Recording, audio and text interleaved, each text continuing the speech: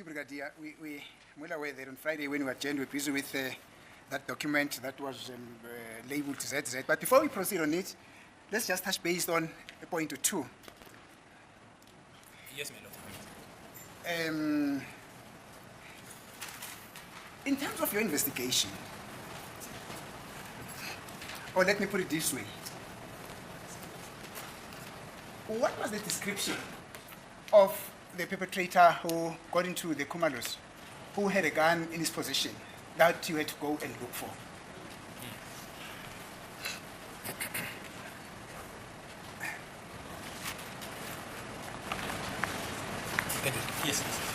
Yes. So my lord, the description that was given by the people who were inside the house, and I'll take them collectively in terms of what was the common features of the of what you will refer to as the first suspect, suspect A, or a gun toddler, as Advocate Mnisi refers to him.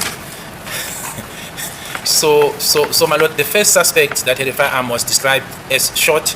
That you will find across all the statements of the people in the house. This is now, and I will go to Exhibit J, but I'm simply referring to the description of what the suspect was described as. That he was short. Secondly, that he had dreadlocks. Thirdly, some of the witnesses refer to him as having big eyes. And then others also refer to him as having a gold teeth incision on the upper part of the mouth.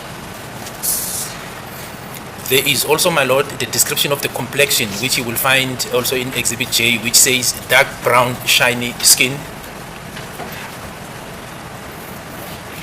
Then the length of the dreadlocks, my lord, are described, I think, by some of the witnesses as well, to say they were up to the neck. This is now the people inside the house. You also find the correlation of this description of the length of the dreadlocks, my lord, on the witnesses that were outside. In other words, outside the house. Tabi Singh, who was with her friends, also indicates that after hearing the gunshot or seeing people running away, one of the people she saw had dreadlocks up to the neck. So there's a correlation in terms of the length, my lord. There's also a description of the clothing that he was wearing, a top. What is clear on all the witnesses who was inside the house, that he was wearing a top. So the top part, insofar as the jacket, that is clear. There's a common understanding in that. There's no dispute.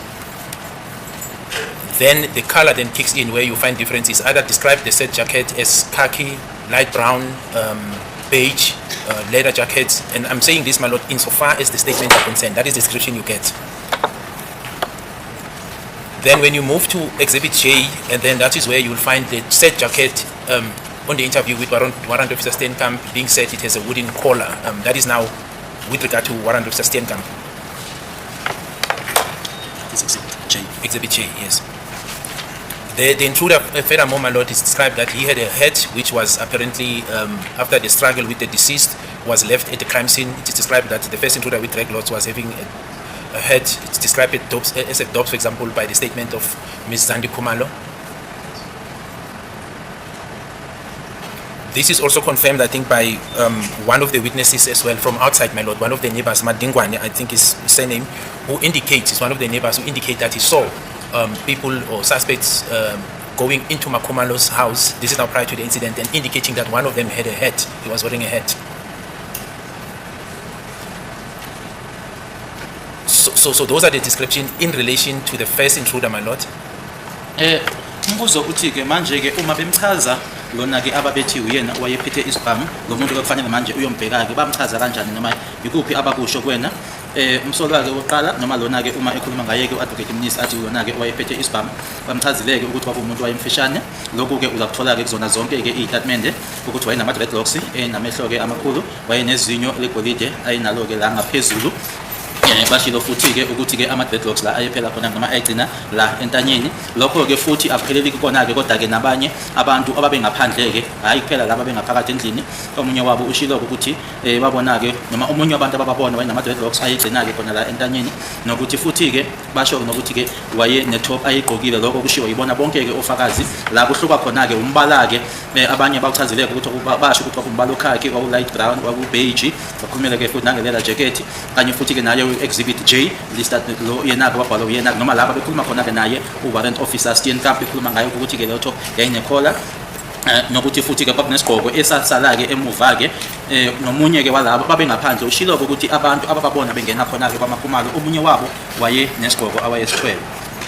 My lord, in addition to that, it was also said by some of the witnesses, because it came out during the description, that the first suspect, suspect A, had a firearm. Others will refer to say he just was armed with a firearm. This is now in relation to the people, the witnesses who were inside the house.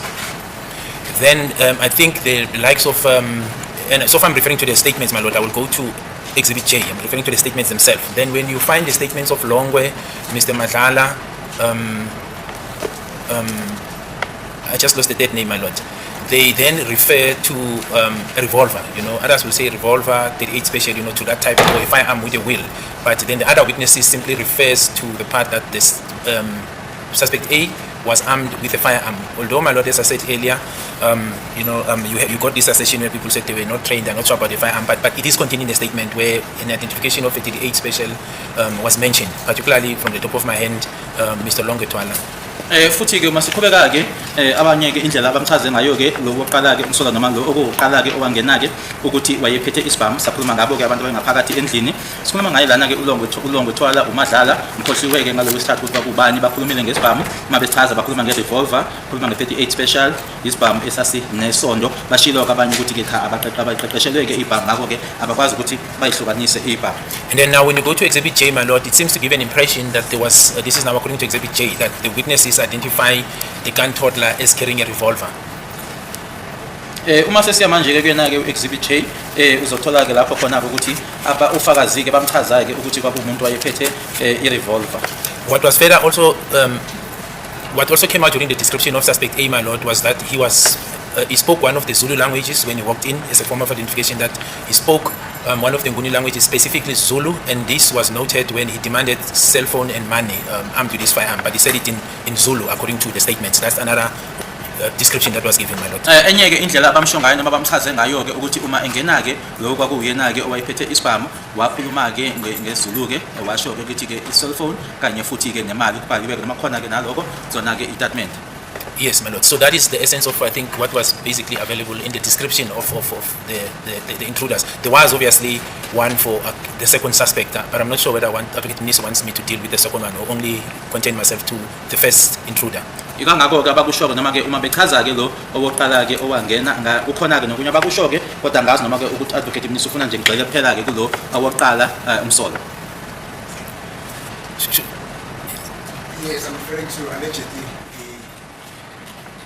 the intruder who had a firearm in his possession. Thank you, sir. Yes, my lord.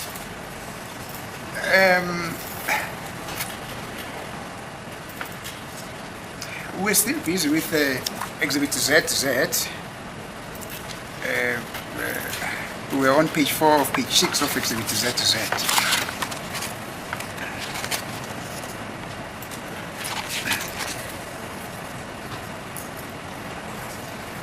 On paragraph 2, do you see that? Just remind me, what is ZZ, my lord?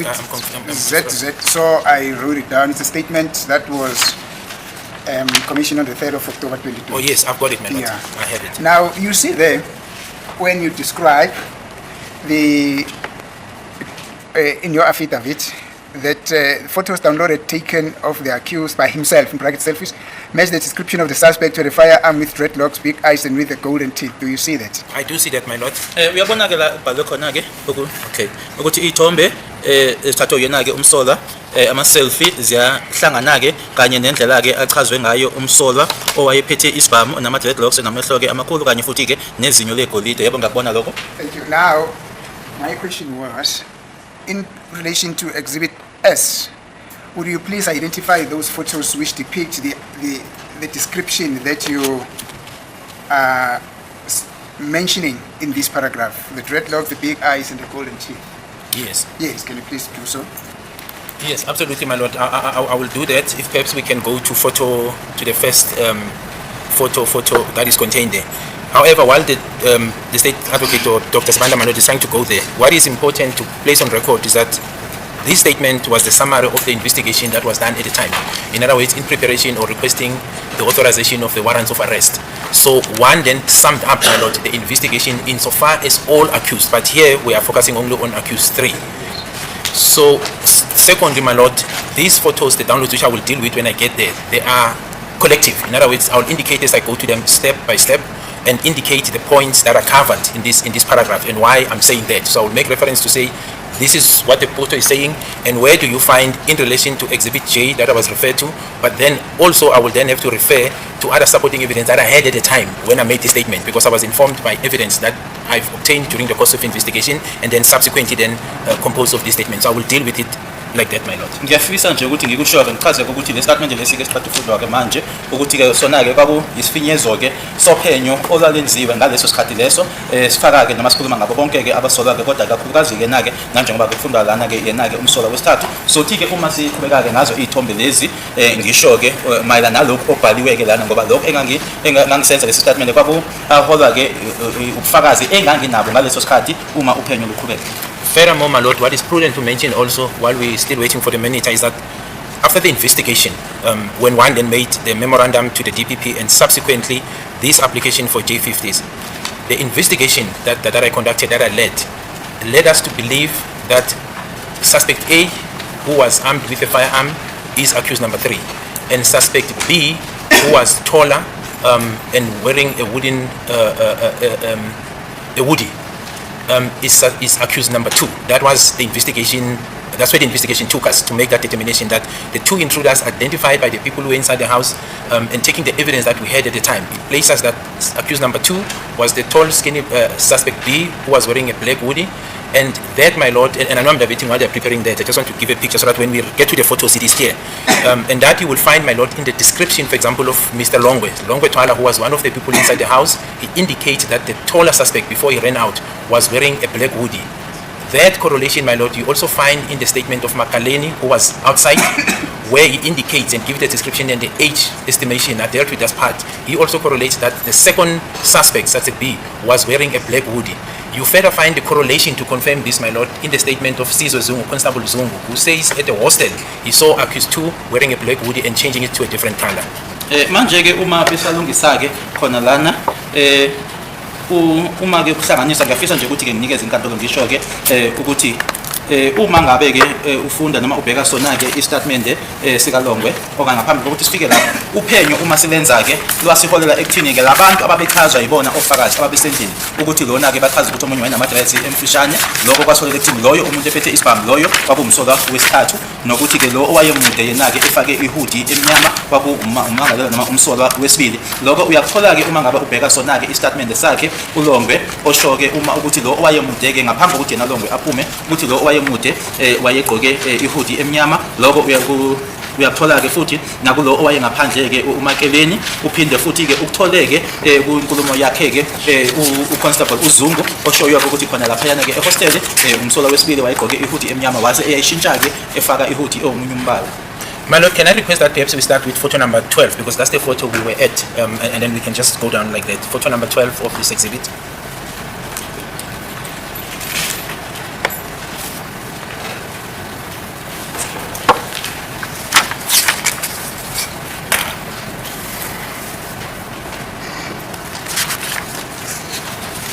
Now, yes, my lord, so what is prudent here to mention, perhaps if we can go to the date on top, because I want to start with the date, just above, yes.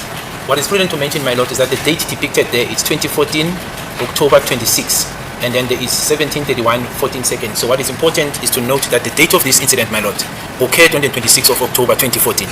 Okusemqoka ke ngifisa nje ukuthi ngiqale ngakho ke lapha phezulu ke idate sibhaliwe ke 2014 1026 isikhathi 1731 ama-seconds awu-14 nokuthi ke isigameko lesisenzeka ngaso i-26 October 2014.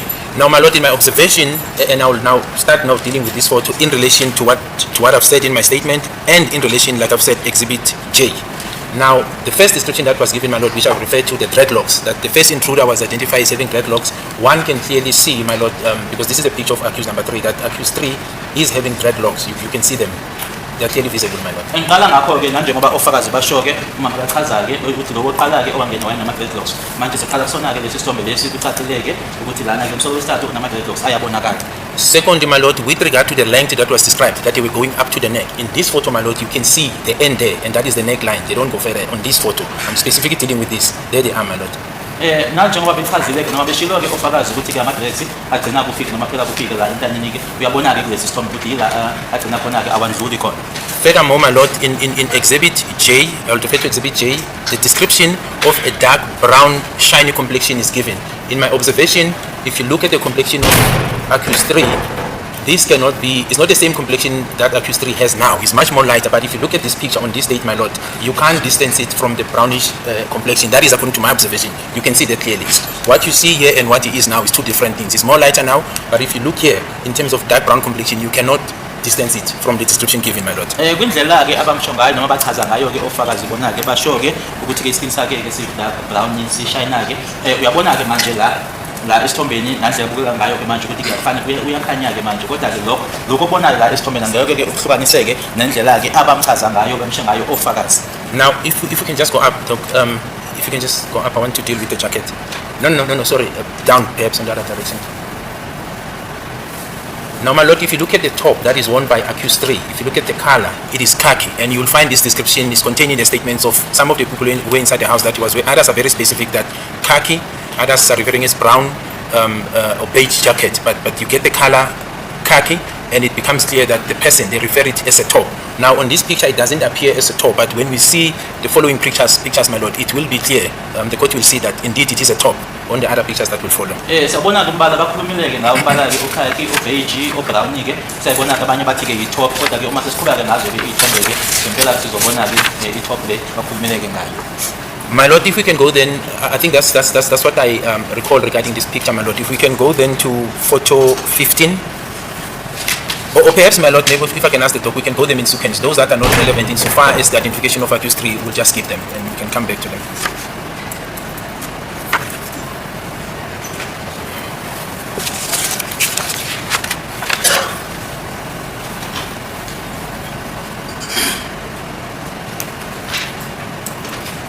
Yes, photo 15, my lord. This is the photo where I've indicated and I said, my lord, I can give the benefit to the accused when they were complaining about, where I said what did I say? The angle could not have been seen. But myself, my lord, during the investigation, this is a photo where I said accused 3, one can see the shiny thing there, my lord, which is the teeth, the gold teeth incision, my lord. That is the picture when I was referring to the gold teeth incision as described by the people inside the house, that they noted the gold teeth incision on the upper lip. Although this assertion, I must be frank also, my lord, that at some stage it was withdrawn, and Zandi Kumalo gave a statement, because if you look at Exhibit J, it gives an impression that there's an agreement in terms of identifying accused A, or I mean the first suspect with the gold incision. But if you look at the follow-up statements, they then withdrew it. Like Ms. Zandi Kumalo said, no, she never said anything about the gold teeth incision. But where it is contained, my lord, this is the photo I was referring to.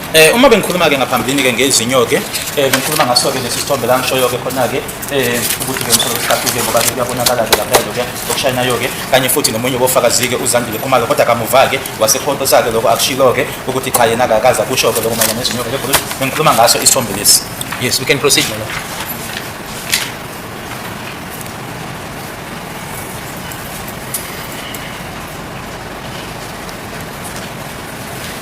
Now, in this one, my lord, I identified this person as accused 3 in terms of the dreadlocks and the facial expression. And also here, my lord, as I said, if you look at the description of a dark brown color, complexion, you cannot rule it from what you see there, my lord. You can rule it out, in other words, sorry, my lord, I beg your pardon. Ngishilo ukuthi lo obonakala lesithombe uyena-ke umsolo wesithathu ngawo-ke ama-dreadlocks lana ngasho ukuthi nangandlela-ke achazwe ngayo-ke uma besho ukuthi ubukeka kanjani-ke ukuthi la complexion-ke e-dark brown awuyikhiphi-ke uma ubheke noma ubuka sona lesi sithombe lesi. Let us just give a number to this photo that you just described it now. Oh, yes, sorry. Yes. Can we then just go down? It is number 16, photo number 16, my lord.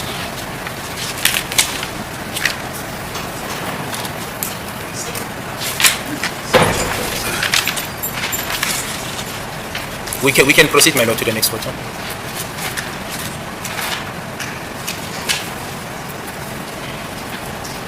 Hang on here. Yes, my lord. Now this is photo 17. Here, my lord, one can see the date as well, which is still the same date of 2014-10-26, which is the date of this incident.